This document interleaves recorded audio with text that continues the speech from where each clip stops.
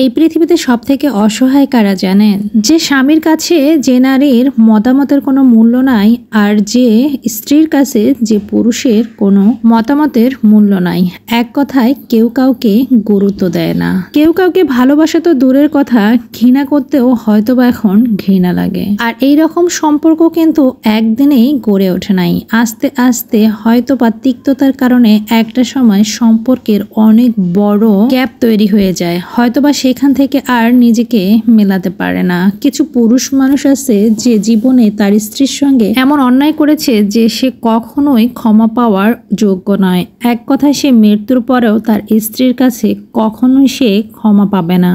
অনেক পুরুষ আছে যার কাছে কিনা স্ত্রী অপরাধের বোঝা এত এত বেশি, সে হয়তোবা তার স্ত্রীকে মৃত্যুর পরে ক্ষমা করতে পারবে না। হয়তোবা আমার ভিডিও দেখে অনেকে বলবেন যে না, মৃত্যুর পরে আর মানুষের উপর রাগ অভিমান রাখা ঠিক না। আচ্ছা, আপনারা একটা কথা বলবেন সত্যি করে, আপনাকে যদি কেউ দুঃখ কষ্ট দেয়, হয়তোবা মুখ দিয়ে আপনি বলবেন আপনি তাকে ক্ষমা করে দিয়েছেন, কিন্তু আপনার অন্তর কি কখনো তাকে ক্ষমা করতে পারবে?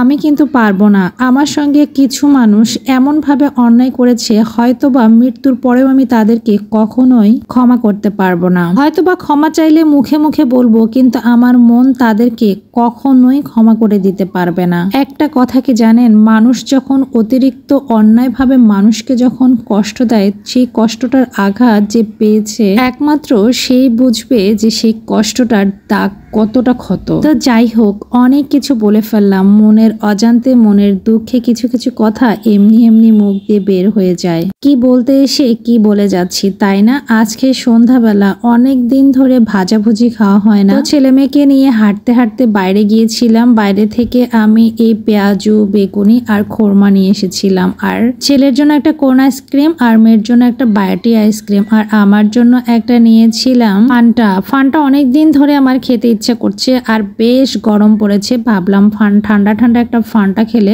ভালো লাগবে। আর আমার পেঁয়াজু, সিঙ্গারা, বেগুনির সঙ্গে একটু কোক থাকলে বা জুস থাকলে অনেক বেশি ভালো লাগে, এজন্য আমি খাচ্ছি। আর এদিকে দেখেন, আজান তার কোন আইসক্রিম শেষ করে আমার জুসের উপরে হামলা দিয়েছে। খাক, আমি আসলে একটু খেয়ে নিয়েছি, বাচ্চাদের জন্যও নিয়ে এসেছিলাম। এই খোরমাটা এত এত বেশি মজা লেগেছে, আমি এইরকম খোরমা কখনোই খাই নাই, অনেক নরম। চিন্তা করছি এই খোরমাটা শেষ হয়ে গেলে আমি ওখান থেকে আবার খোরমা নিয়ে আসবো, কারণ খোরমাটা আমার অনেক বেশি ভালো লেগেছে।